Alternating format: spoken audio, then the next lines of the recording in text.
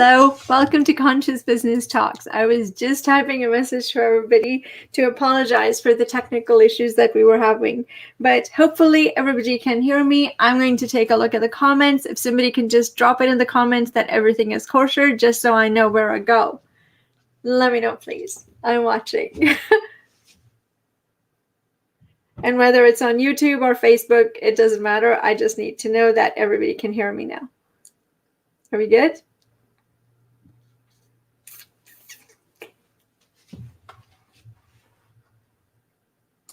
I think there's a little bit of a delay on the comments. Just wanted to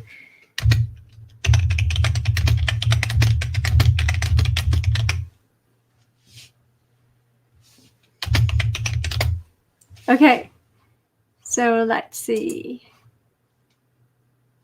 Cool. Okay, so I have people telling me I'm a go. Okay, cool. So I wanted to welcome you to Conscious Business Talks. It's kind of interesting for me because this is the usual day that we go live and come together on the show. But because I've been going live pretty much every weeknight since last Thursday, it's kind of, I had to think of it that, wow, this is almost the 1 week anniversary of us going live every weeknight, which is kind of awesome, actually. And I wanted to continue with the concept that I introduced to you last night Eastern time anyway. That, you know, when we looked at the book, Who Moved My Cheese? And for some of you, this may be revisiting an old beloved classic. And for some of you, it may be a new concept of moving the cheese. And I don't think it's actually that old, this book, but it feels really old to me just because of the way I was introduced to it. And also, let me just take a look here. When was it written? I don't think it's that old, to tell you the truth. Anyway, whenever it was written, somebody can probably look it up and drop it into the chat, but it could be that it was in the 70s. I'm not 100% sure, but whenever it was, it seems, okay, really? Okay, well, 1998, I think, but it seems that it's not that old, but it seems pretty classic to me. The concept is amazing to me, and I actually bookmarked a few little areas in it that caught my attention, and one of them was the title of this show, which is Move with the Cheese. And it made me think about it, going, move with the cheese. And there are 4 characters in this book, for those of you who don't know, and it's about 2 little people and 2 mice, and the mice are named Sniff and Scurry, and the little people are called Hem and Haw. And the idea really is that all of it is intended to represent the simple and the complex parts of ourselves, regardless of you know, age, gender, sex, race, nationality, whatever. And sometimes the mice, just like their names, Sniff and Scurry, are the ones who don't overthink things too much. They go with the flow. They tend to be pretty perceptive in what's happening around them, and they are pretty flexible in moving with whatever the change seems to suggest that they should do. Now, the little people, Hem and Haw, they are more analytical and they're more complex, and they have their way of doing things, and they also tend to get more attached to things. So Hem denies and resists change as he fears it will lead to something worse.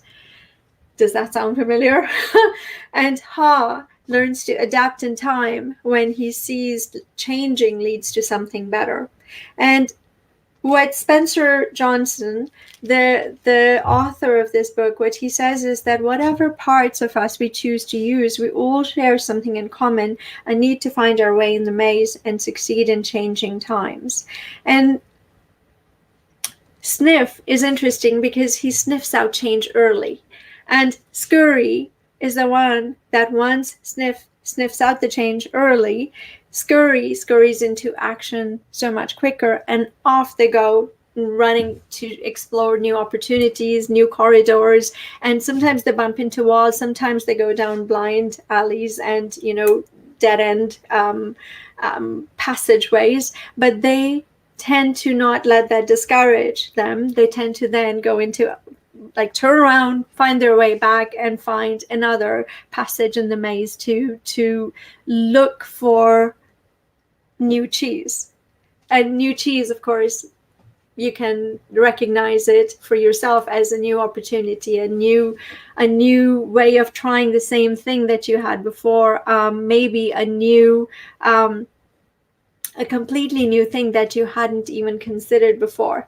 And I thought it was such a cool way of looking into it. So what happened was that all these four guys were, they had their running clothes and running shoes on.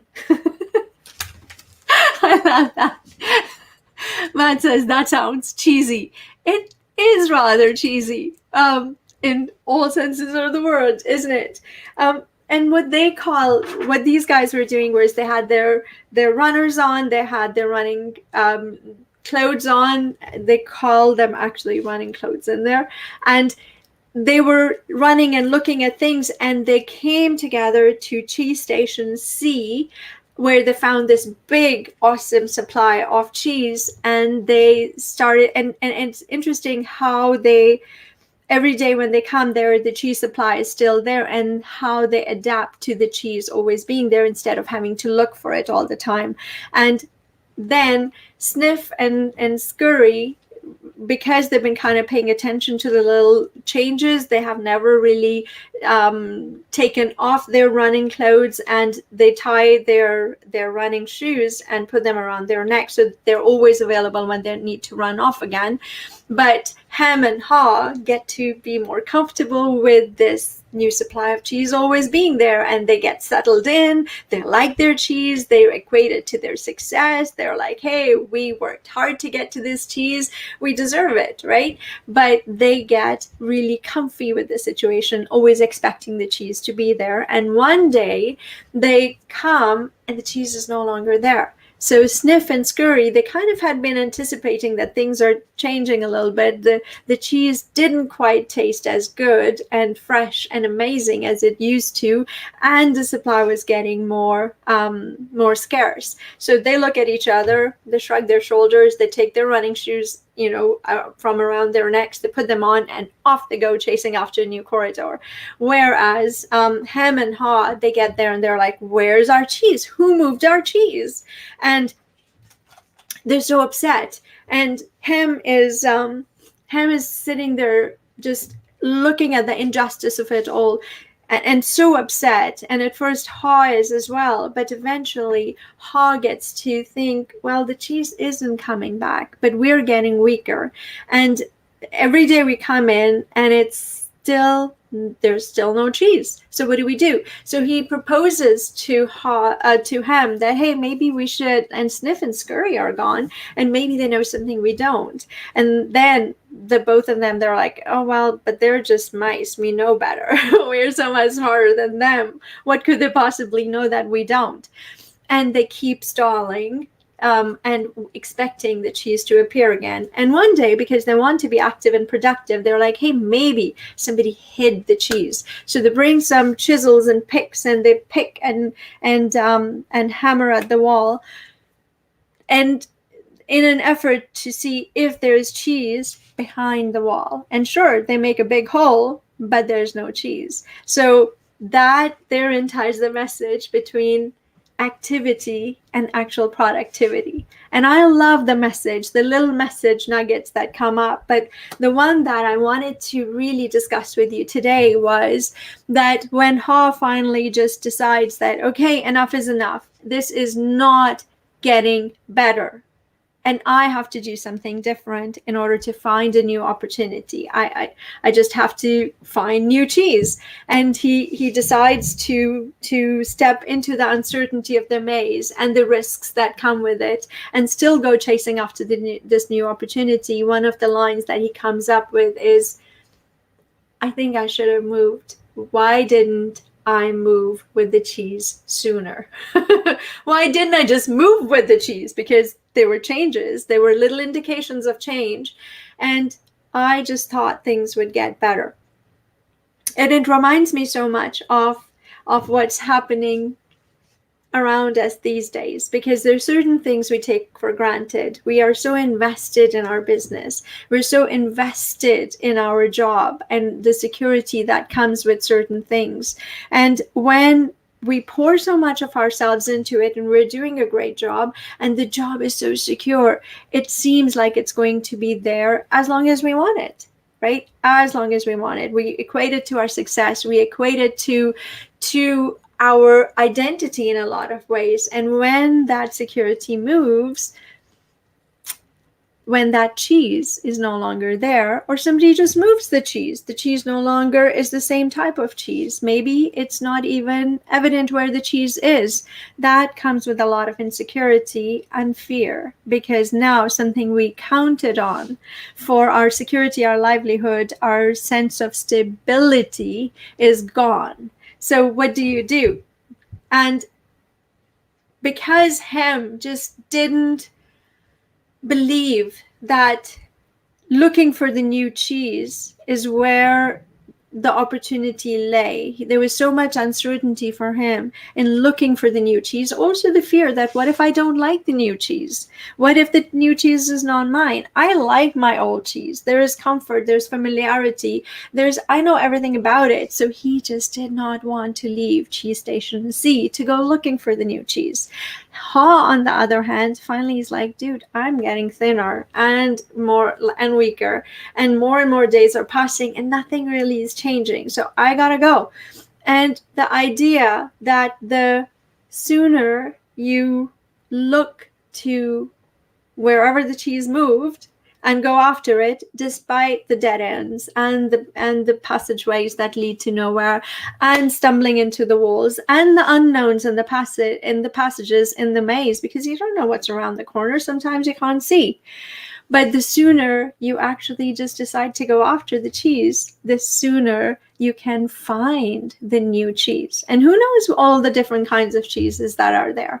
So, as cheesy, quote unquote,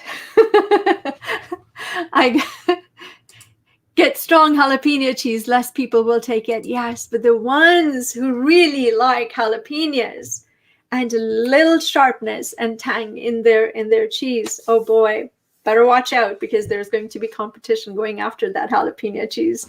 I know I would be going after it for sure. But and that makes me think about niches and riches in the niches. But that's a topic for another day. We'll come to that another time. Today, let's talk about how going after the new cheese actually may lead you to the flavors and textures and nutrients you never even knew existed, right? Because before then, there may only have been one type of cheese where you were in Cheese Station C. So I don't know what your Cheese Station C looks like and what you equate it to in your life. What I do know is that when we decide to put back our running clothes and our runners on, our jogging, sweats on, and just make a decision that I'm going to look for a new idea. And I love the fact how this book actually then put some of their learning onto little cheese nuggets, right? So when they were stuck to their way of thinking and not wanting to change, it said having cheese makes you happy, because they put little sayings around it, right? And the funny thing is, the more important your cheese is to you, the more you want to hold on to it. And it's true, because the more comfortable we are, the more time we have spent getting really good at something in our job, or even in our niche, the more we want to hang on to it, even when we can taste that the cheese isn't tasting so good anymore. It's not inspiring us quite the same as it used to. And that's one of the promises that I'm looking for us to arrive to in the Phoenix Project. I'm having chats with people who are potentially really strong partners. I'm looking to see what is it that people have to offer, whether they're government-based, business-based, resource-based. What is it that people can offer for people who put their trust in the Phoenix Project and share their information, so we can analyze it. We can look to see what are the needs that you have, so we can match you with things that really set you on that path of exploring, looking for and finding new cheese. Because, as it says, if you do not change, you can become extinct. And I like to add to it, if you do not change when the cheese moves, you can become extinct, or at least definitely remarkably weaker and thinner, and on your way to extinction if you do not go look for new cheese. And with that thought, I want to leave you with the question that, what if we just move with the cheese? What does the cheese look like? What is this new opportunity that's waiting for me? Because the old opportunity, maybe it was still filling you with joy. Maybe the cheese still tasted really great. Maybe it wasn't that your cheese had started to taste a little stale. But the truth is that the cheese is moving, or has moved, and we need to go find better, amazing, more yummy cheese. And maybe we need to find the same cheese somewhere else. I don't know, but we won't know until we start to explore this a little better. And Matt says cheeseless. As cheesy as it is true. Cheeseless, I don't know about you, but I kind of like having cheese. So I'm going to leave you with that thought, that what if we just move with the cheese? Let's go find some cheese. And I'll see you here tomorrow, Friday, at 8:30 Eastern Time, 5:30 Pacific Time. That's 6:30 Mountain, and that would be Australia. I guess that would be Saturday in Australia at 10:30 Brisbane time. See you then.